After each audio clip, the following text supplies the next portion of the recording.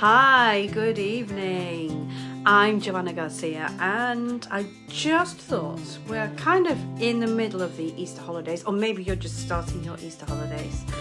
And this is aimed mainly at adult piano pupils or adult pianists, let's say, maybe teens as well, who don't have a lot of time to practice the piano. And I wanted to talk about that. And the reason I put adults and teens together is kind of because they're the ones that are more likely to be more self-sufficient when it comes to the practice. So with the younger children, it's a little bit like a young child would never naturally clean their teeth, right? Even though we know it's obviously really important. And sometimes, often, for younger children, they won't always have a daily piano practice routine, which is why we try to instill that in children, that's where the progress is. When you just are in a routine, that's great. And yet, when we're adults, or when do we always prioritise our time at the piano? So I wanted to give you today 5 tips that will help you just to prioritise that practice. That is so important. My first tip is to make sure that when you're at the piano, you solve one problem every day. Now, that might sound really obvious, but you know, we're all very good, aren't we, at sitting at the piano. Even when we do actually prioritise ourselves and we sit at the piano, it's so easy just to sit at the piano and think, oh, I'll just play through something. And do you know that bit in the middle where you think, oh, I still can't play that bit? And yet somehow we just skate through it, get to the bits that we can play, and everything feels good. But in actual fact, that actually sets up a kind of stress in your mind because you're always thinking, oh, I can't play that bit. So if you get into the mindset of every single day that I practice, I am going to solve one problem. And by solving a problem, I mean writing on the fingering pattern and making sure that you stick to that tricky leap that you've got, the chord that you keep missing. Well, practice that. Get really to grips with that difficult leap. Really nail it so that when you come to it the following day, you think, yeah, actually, I've done that. I've nailed that. I can build on that. And it just makes you feel so good that you've developed that and you've solved a problem. So the second tip I will give you is actually always have something in the bag that you can play, and that can be your reward. That can be your kind of like, you know, I've got a real sweet tooth, right? And I love good a pudding or a cake or something. For me, you know, coffee and a cake, oh, absolutely amazing. But I also have those pieces on the piano that when I've been working at something, when I've been problem solving at the piano, when I've been working on a fast passage by slowing it down, changing it to different rhythms and what have you, I always have those things that I know I can play really well. And that is my dessert on the piano. And I will allow myself those things as a little treat, as the thing that I get to do when I've solved a problem. So I always give myself a little reward at the piano. So always have something that you can play. I mean, as a pianist, you want that anyway, right? You want to be able to, when people say, oh, you play the piano, can you play something? You don't want to be sitting there going, actually, I don't think I've ever played in my life before. Where's a middle C? I don't know anything. You need to have those pieces. So always have something. We call them, in my studio, we call them pop pieces. Play, often please pieces. So those ones that we've already kind of conquered and we're just kind of ticking away in the background. The third point I would give you is have a good teacher. I know it might sound obvious, but it's like anything else. It's good to have that accountability because if you know you're having regular lessons, you are far more inclined to do your piano practice if you know that you're going to be accountable to somebody, whether it's through a performance or because it's a teacher. You're going to be far more accountable if you have a teacher. So always make sure that you have a teacher. And hopefully if your teacher is working like we do in my piano school, you'll always have lesson notes after your lessons. So you'll know precisely what it is that you need to work on. The fourth point is to make sure, I'm just checking my notes here, make sure that your practice area is attractive. Imagine if you're an adult And imagine if perhaps your piano is in the, let's say, the dining room, or it's in a bedroom, or what have you. Are you going to be more inclined to go and sit down at that piano if it's got, let's say, a nice lamp on it, if the area is clear, if on the piano it only has your music and nothing else? Or if your piano is covered with music, and believe me, I know about this because this is the one I have to work on. Because when I'm teaching, I have all sorts of stuff all over my piano.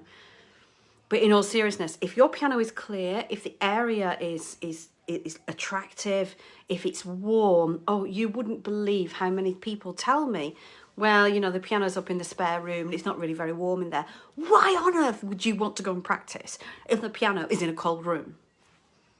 I used to practice in a church, right? When I was at college, when I was doing my postgrad, I used to practice in a church. I had a great grand piano in there. And guess what? It was absolutely freezing. I used to have one of those, you know, the hand warmers. It was one of those, you press the button and some kind of reaction occurred and it warmed up. So yeah, I had one of those hand warmers. And it was great because I'd go into this cold church to practice and I'd press the button and it would warm up and my hands would warm up. Although having said that, the rest of me was not that warm, which is not so good at all. I used to recharge it because, you know, you had to put them in a pan and kind of simmer it away for a while. And I used to recharge it whilst I was teaching later in the day. Except, of course, there was that day when I totally forgot about it and it left some kind of, I don't know, nuclear reaction in a pan. And I don't think the pan was any good and the hand warmer certainly wasn't any good. So do be careful. But in all seriousness, make sure that your area is clear, is attractive, is warm and is quiet. Why are you going to practice if there's a television blaring away in the background? You're not. And finally, the fifth point, if you are an adult especially.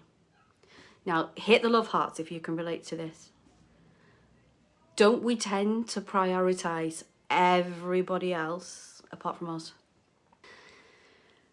If you're a parent, if you're a carer, if you are busy with your job, it's so easy. I can see some love hearts. It is so easy to think, well, I've got this to do, I've got this to do. And, you know, personally, I've got about 50 students. I do coaching as well. I work at the RNCM as an accompanist. I've got my own performing career. It's really easy to think, oh, well, you know what, I need to do this and I should be cleaning my bathroom. I did mine today. Actually, it does feel really good because I cleaned my bathroom and it's looking really good. But it's true, you've got to prioritise you, right? If you're a mum, if you're a dad, if you're a carer, you know what I'm talking about here. You have got to prioritise you. And believe me, even if you can only spend 15 minutes a day at your piano, or half an hour a day, or an hour a day, depending on your standard as well. That is time for you. And you know what? As adults, we do not have that many little sections of the day that are purely for us, where we are just in the moment. I'm not always the best at prioritising. To say playing the piano is part of what I do, it's part of my job. I'm not always so good at actually prioritising, sitting down and having that time for me. But one thing I can tell you is that I feel so much better when I do. And for me, there's a mindfulness, even in problem solving. For me, I'm not even so interested these days in just playing through. We know that's not practice. Just playing through pieces is not practice. For me, there's just a mindfulness of being in the moment. I am not thinking about worries.